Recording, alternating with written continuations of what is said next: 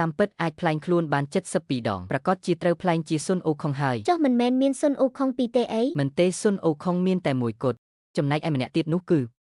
Live Ermiho ខ្ញុំគិតក្នុងចិត្តយ៉ាងស្ងៀមស្ងាត់ម្នាក់ទៀតឈ្មោះ Live Ermiho ចុះមនុស្សនៅចំពោះមុខដែលមានមុខមាត់ដូចនីសាំងតុង8/10នេះតើអាចជាអ្នកណាទៅតាមផែនការដែលបានរៀបចំទុកចៅសៀវជីងចាប់ដើមសួរដេញដោលដោយចិត្តមាននិងអចេតនាស្នាមរបួសនៅលើមុខរបស់បងនេះគឺរលាកតាំងពីតូចប៉ុន្តែខ្ញុំមើលលើអត្តសញ្ញាណប័ណ្ណរបស់បងគឺគ្មានស្នាមរបួសនេះទេការសង្ស័យរបស់ចៅសៀវជីងគឺចំចំណុចខ្វះខាតដ៏ធំបំផុតរបស់គាត់ខ្សែភ្នែករបស់នីសាំងតុងបានបង្ហាញពីការគេចវិសនិងការមិនសប្បាយចិត្តបន្តិចបន្តួចក្នុងរយៈពេល10ឆ្នាំនេះគាត់រស់នៅដោយការប្រុងប្រយ័ត្នជានិច្ចហើយស្ទើរតែគ្មានមិត្តភ័ក្តិនៅក្បែរខ្លួនឡើយអាចកំបាំងនៅក្នុងចិត្តរបស់គាត់រឹតតែមិនដែលនិយាយប្រាប់អ្នកណាម្នាក់ឡើយប៉ុន្តែនៅចំពោះមុខគ្រួសារយើងនៅចំពោះមុខអ្នកស្រុកកំណើតជាមួយគ្នាដែលបានជួបដោយវាសនានៅចម្ងាយរាប់ពាន់លីគាត់បានផឹកស្រាមួយក្តាប់ធំហើយបានប្រាប់ពីអត្តសញ្ញាណពិតនិងអាចកំបាំងរបស់គាត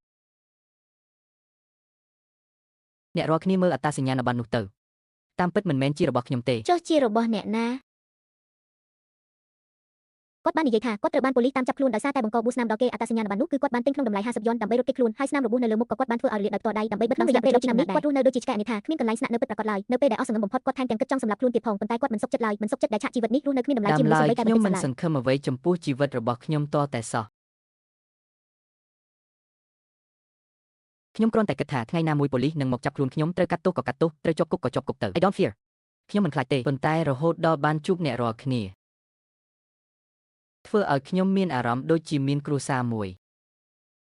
ក្រោយមកទើបខ្ញុំសម្រេចចិត្តថាខ្ញុំនឹងស្នាក់នៅទីនេះបោះទីតាំងនៅទីនេះខ្ញុំពិតជាមិនបានចិត្តណាលាក់បាំងអ្នករាល់គ្នាឡើយបើរឿងបែបនេះតើឲ្យខ្ញុំទៅនិយាយប្រាប់គេឯងយ៉ាងម៉េចទៅទោះជាយ៉ាងណាឥឡូវនេះខ្ញុំបានប្រាប់រឿងគ្រប់យ៉ាងដល់អ្នករាល់គ្នាអស់ហើយតើត្រូវជ្រើសរើសបែបណាគឺស្រេចលើអ្នករាល់គ្នាជាអ្នកសម្រេចចិត្តចុះអ្នករាល់គ្នាអាចរាយការណ៍ប្រាប់ប៉ូលីសបានគ្រប់ពេលទោះជាយ៉ាងណាខ្ញុំស្នាក់នៅកន្លែងណាអ្នករាល់គ្នាក៏ដឹងដែរខ្ញុំរត់មិនរួចទេនៅក្នុងពាក្យសម្ដីរបស់គាត់នៅតែមានការលាក់បាំងដែលមិនទាន់និយាយអស់ប៉ុន្តែខ្ញុំនឹងសៀវជីងបែរជាយល់ពីភាពស្មោះត្រង់ចេញពីចិត្តរបស់គាត់ទៅវិញយើងដឹងច្បាស់ណាស់មនុស្សដូចពួកយើងដែលលាក់បាំងអាចកំបាំងមិនអាចឲ្យគេដឹងបានការហ៊ានប្រកួតចំណុចខ្សោយដ៏ធំបំផុតរបស់ខ្លួនទៅក្នុងដៃអ្នកដទៃតើត្រូវការពឹងផ្អែកលើការទុកចិត្តពីពេលនេះទៅយើងលែងចាត់ទុកគាត់ជាអ្នកជំនួសរបស់នីសាំងតុងទៀតហើយប៉ុន្តែបានទទួលយកគាត់ជាសមាជិកគ្រួសារដោយក្តីស្មោះត្រង់ពិតប្រាកដពួកយើងទាំង3នាក់ប្រៀបដូចជាហ្វូងចៅឯកាដែលបានធ្វើដំណើរក្នុងពេលយប់អស់ជាច្រើនឆ្នាំទីបំផុតបានរកឃើញសម្បុកមួយដែលអាចផ្ដល់ភាពកក់ក្ដៅឲ្យគ្នាទៅវិញទៅមកបានបងស្នាក់នៅទីនេះបន្តទៅប្រសិនបើបងនៅតែស្ម័គ្រចិត្តចាត់ទុកពួកយើងជាគ្រួសាររឿងនេះមិនបាច់និយាយទេខ្ញុំពិតជាស្ម័គ្រចិត្តពិតមែនហើយខ្ញុំថានីសាំងតុងដដែលទៅព្រោះហៅអស់ជាច្រើនឆ្នាំមកហើយខ្ញុំស្ដាប់ទៅសាំត្រជាអស់ហើយបានហើយនីសាំងតុងពួកយើងនៅតែជាគ្រួសារតែមួយដដែលអាតុងតើបងចេះបើកបរដែរទេ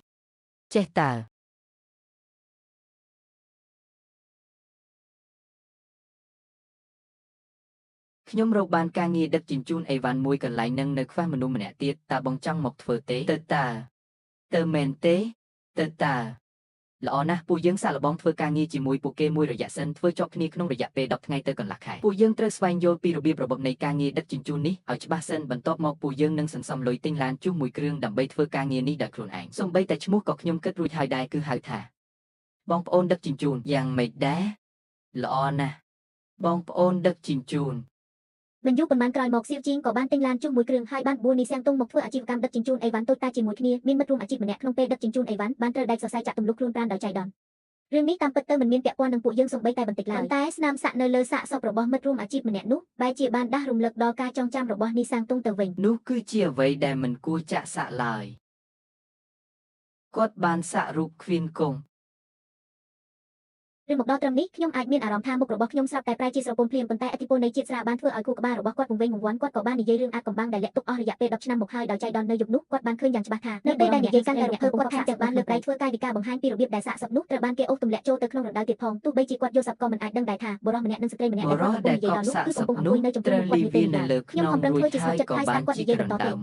តើនៅពេលនោះពួកអ្នកលេងនៅក្នុងសង្គមមិនមែនសុទ្ធតែរៀនតាមពួកក្មេងទំនើងចាក់សាក់ទេអីមិនសាក់រូបឃ្វៀនគង់ក៏សាក់រូបនាគដែរក្នុងចំណោម10នាក់គឺមាន7ទៅ8នាក់ហើយដែលសាក់រូបឃ្វៀនគង់នោះនិយាយផ្ដេសផ្ដាសគាត់បានសាក់រូបឃ្វៀនគង់មិនមែនជាឃ្វៀនគង់ធម្មតាទ